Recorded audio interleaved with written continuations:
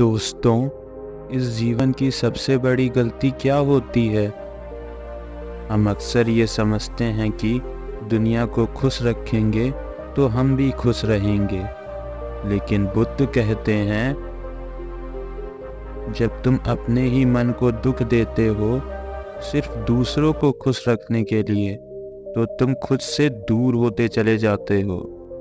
आज की ये कहानी, आज का ज्ञान एक ही बात पर केंद्रित है, दूसरों को नहीं बल्कि खुद को खुश रखो। एक छोटा सा गांव था जहां पर एक युवक रहता था। उसका नाम आरव था। दिल का बहुत साफ, मेहनती, लेकिन बस एक बड़ी कमजोरी वो ये थी कि वो हर किसी की बात मानता रहता था। किसी ने कोई काम कहा तो तुरंत हाँ कर देना, किसी ने कोई हेल्प मांगी तो बिना सोचे समझे उसकी मदद करने के लिए पहुंच जाना।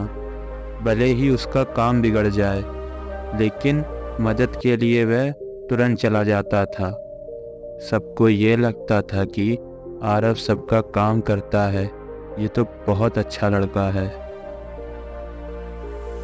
मगर कोई नहीं जानता था कि हर रात आरव चुपचाप रो लेता था। अपने ही मन से दुखी होता था। क्या मेरा जीवन सिर्फ दूसरों की सेवा के लिए ही बना है?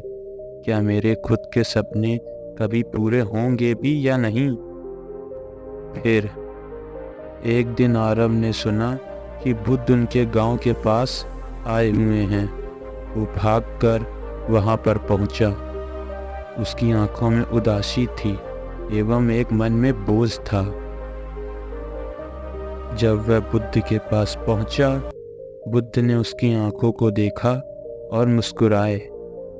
बुद्ध ने कहा, बेटा, तुम खुद को दुख देकर किसकी सेवा कर रहे हो? आरव तुरंत रोने लगा और बोला, भंते, मैं सबको खुश रखने की कोशिश करता हूँ, पर अंदर से मैं टूट गया हूँ। बुद्ध ने अपनी आंखें बंद की और गहरी सांस ली। फिर बोला, जो व्यक्ति अपने मन को दुख देकर दुनिया को खुश करना चाहता है, वो कभी किसी को वास्तव में खुश नहीं रख सकता है। बुद्ध ने एक उपमा देते हुए बताया, अगर एक मिट्टी की मटकी में छेद हो और तुम उससे दूसरों के लिए पानी भरने जाओ तो क्या होगा? पानी रास्ते में ही निकल जाएगा। फिर बुद्ध ने आरव को देखा, तुम्हारी मटकी भी टूटी हुई है बेटा, पहले खुद को भरना सीखो। पहले खुद को शांत करो, अपने आप को खुश करो, तभी तुम दुनिया को कुछ दे पाओगे।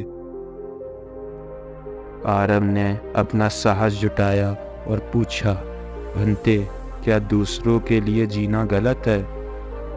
बुद्ध मुस्कुराने लगे और बोले, गलत तब होता है जब तुम्हारा सुख दूसरों के हाथ में चला जाए।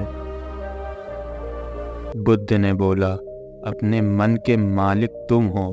जब तक तुम अपने मन को खुश नहीं रखोगे, तब तक तुम दुनिया को खुश करने का नाटक ही करते रहोगे। फिर उसके बाद बुद्ध ने 3 लोगों का वर्णन किया। सबसे पहला, जो सबको हाँ करते रहते हैं। ये लोग सबका काम करते करते अपनी ऊर्जा, अपना वक्त एवं अपना सुख चैन सब खो देते हैं।